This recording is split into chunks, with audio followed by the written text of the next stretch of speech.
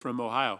Today marks exactly 3 months since Russia began its war on Ukraine.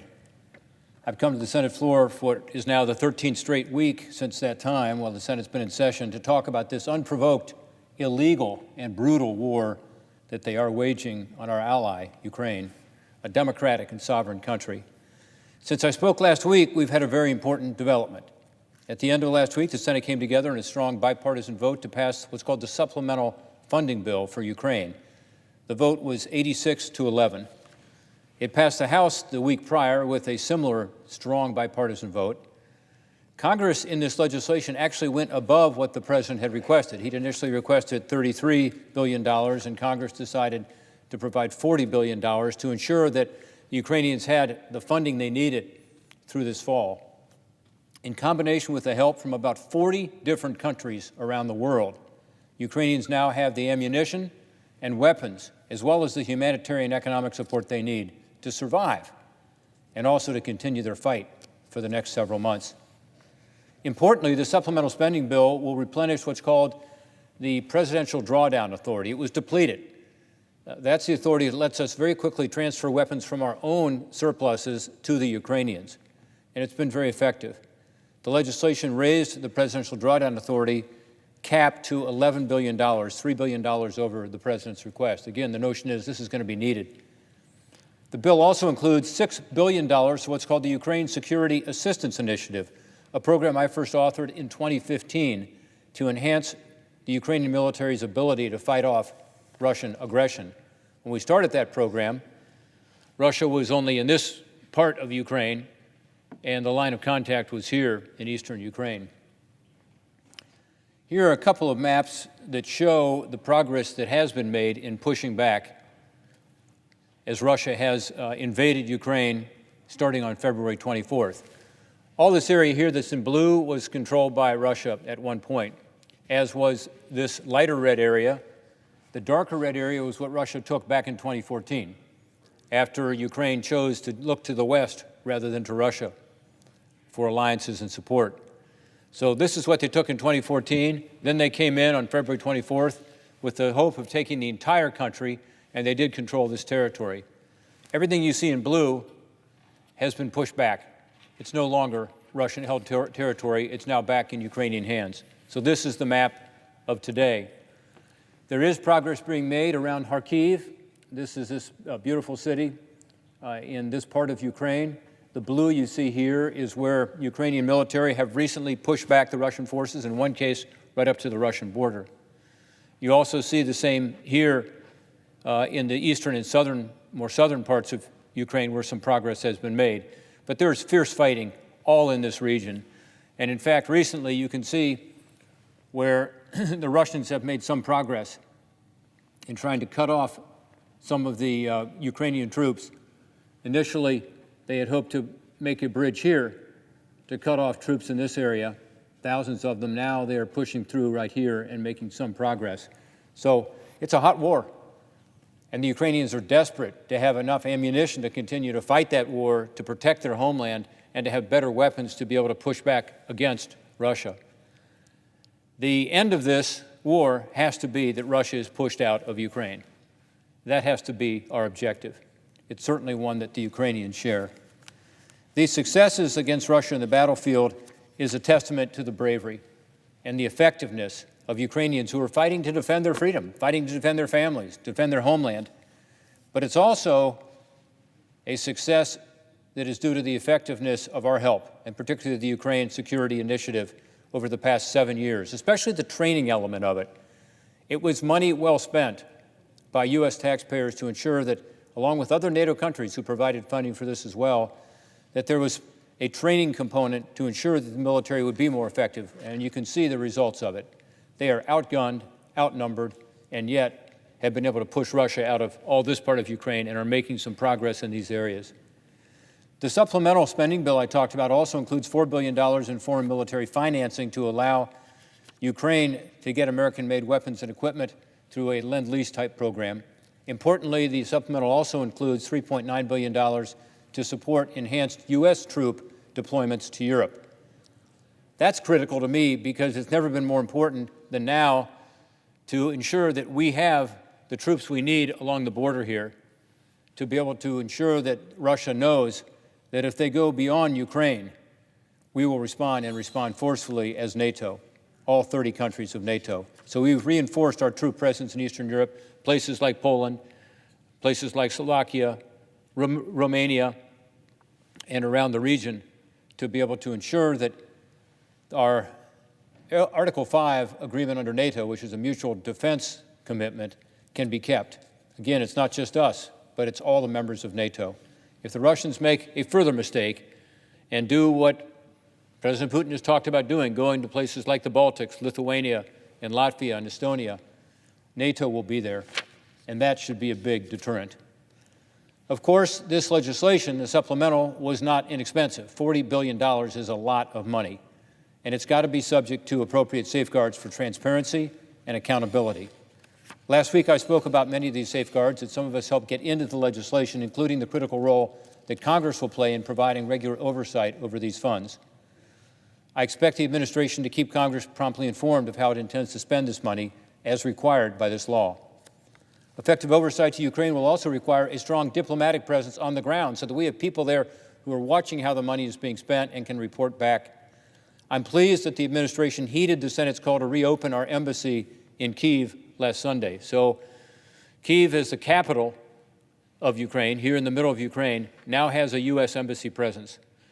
The officials from the embassy were here in Poland. Some had gone to Lviv a little bit in the last few weeks, but now, as of this past week, we're back in Kyiv, and we're open for business.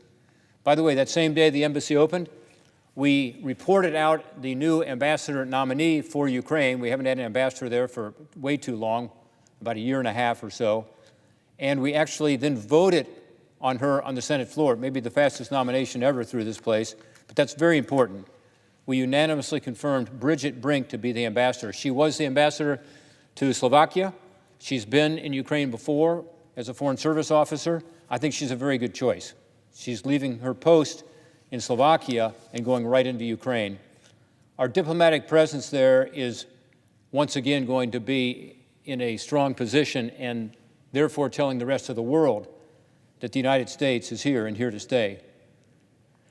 Now that Congress has provided this $40 billion to support Ukraine and to support our troops in the area, it's up to the administration to ensure that it's used effectively, particularly with regard to the military assistance. I encourage the administration to use these funds in accordance with the needs on the ground in Ukraine. We've got to be sure that we're giving them what they actually need.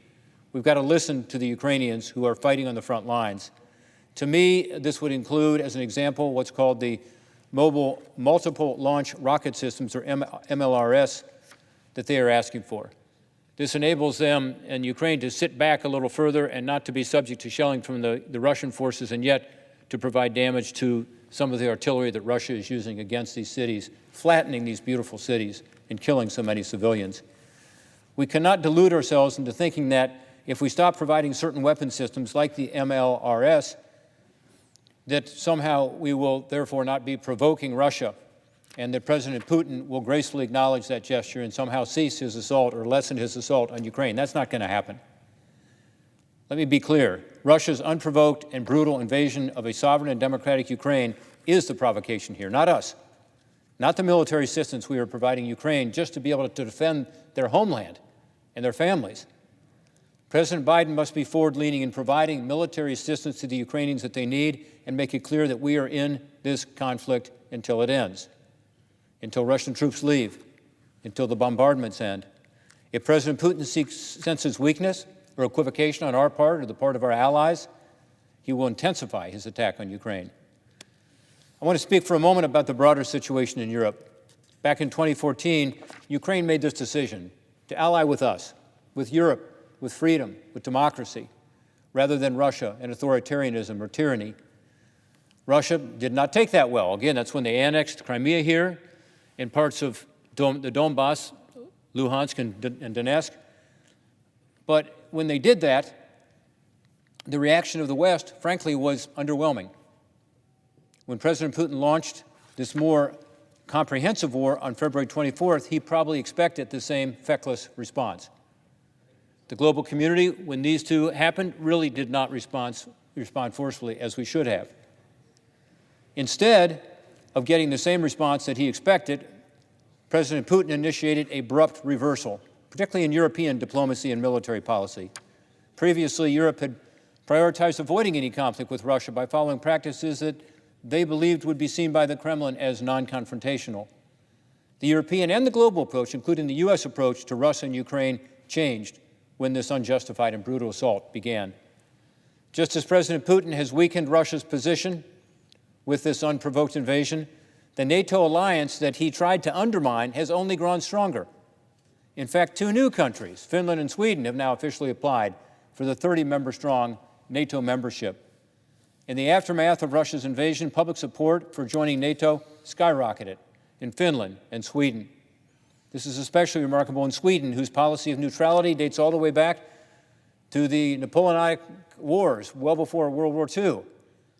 But as President Putin has indiscriminately killed innocent men, women, and children in Ukraine and flattened some of its most beautiful cities, the Finnish and Swedish people have seen the benefit of NATO as a security blanket for them, too. And I'm glad that Finland and NATO have applied to join NATO.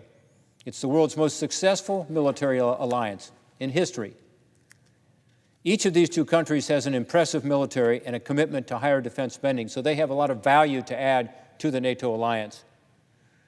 Their membership will further tilt the power base in Europe in NATO's favor, and that's good for peace and tranquility. It's good for the United States. It's good for our allies. I was pleased that President Biden hosted the leaders of both of those countries last week, and that Leader McConnell has also visited Finland and Sweden when he was overseas just a couple of weeks ago. I joined the leader in calling for the Senate to approve their membership bids to NATO before the August recess. Let's make the United States the first country to approve their applications for NATO membership. I understand that all 30 of our NATO allies have been supportive, with one exception, Turkey. They've expressed concerns about Finland and Sweden joining the alliance for issues unrelated to NATO, in my view. I trust these issues can be worked out among the 3 countries and encourage the administration to take a lead in moving this application forward. Joining NATO is a serious matter of war and peace. No one should be playing politics here. I look forward to supporting Finland and Sweden's NATO application when they are voted on here in this chamber. The Russian military has suffered substantial losses in this war already. Exact estimates are impossible to come by, but it appears that in just the first 3 months of this war, Russia has lost as many soldiers as it did in the 9-year war that they waged in Afghanistan. Let's remember that President Putin thought this would be an easy victory. He thought the Ukraine's defenses would be torn apart and shattered in a matter of days, and the Ukrainians would lose all hope and all morale. And he thought his actions would split NATO, that the alliance would be unable to respond. Clearly, the opposite has been the case, and within Russia, there has been dissent as well. Last week, Boris Bondarev, counselor at the permanent mission of the Russian Federation to the United Nations in Geneva, resigned his post. His letter to his colleagues is telling, and I quote, again, this is from a senior Russian official. He said, "For 20 years of my diplomatic career, I have seen turns in our foreign policy, but never have I been so ashamed of my country as on February 24th of this year," referring to the date when the invasion was launched. The aggressive war unleashed by Putin against Ukraine, he said, and in fact the entire Western world, is not only a crime against the Ukrainian people, but also perhaps the most serious crime against the people of Russia, with a bold letter Z crossing out all hopes and prospects for a prosperous, free society in our country, end quote. He's right. There have also been reports of many rank-and-file Russian soldiers who oppose this war and refuse to fight. And there is a recent report of a Russian officer who became so disillusioned with the lies he had been told he resigned in protest. His own words are telling.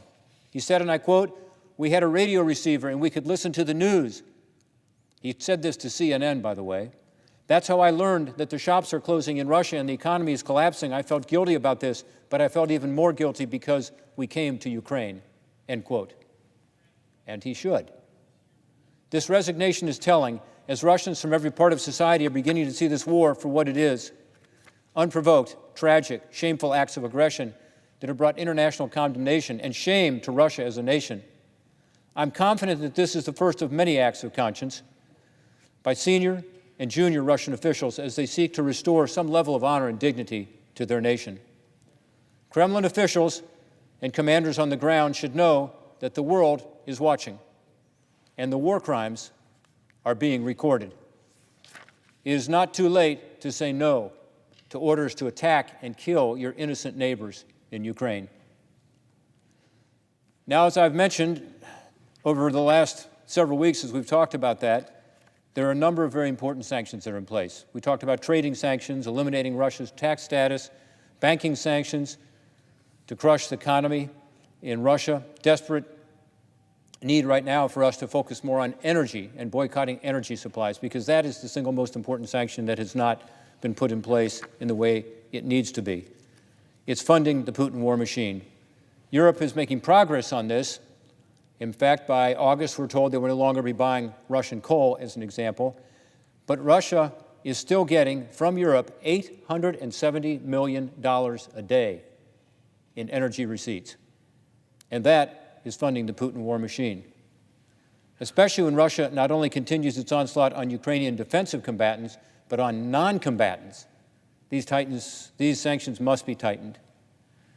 And what they are doing is committing war crimes. I call on the International Criminal Court, which has announced an investigation already, to follow in Ukraine's footsteps and immediately begin a war crimes tribunal now. Don't wait, because it can have a deterrent effect if it's done now.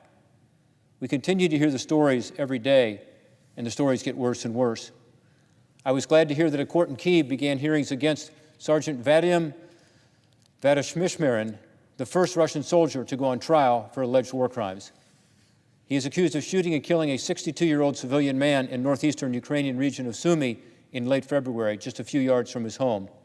He pled guilty, and just yesterday, he was sentenced to a life in prison. Again, Russian officials and commanders need to see this. These war crimes are being committed, they're being prosecuted, and there will be consequences.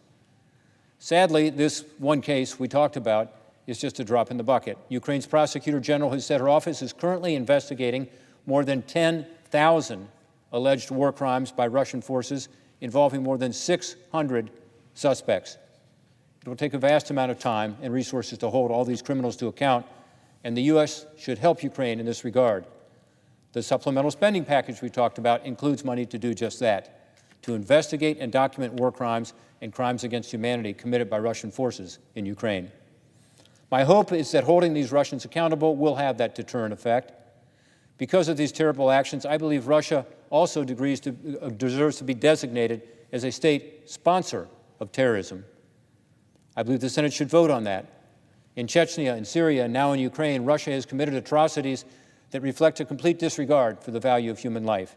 It has terrorized its neighbors and committed clear war crimes and crimes against humanity in Ukraine.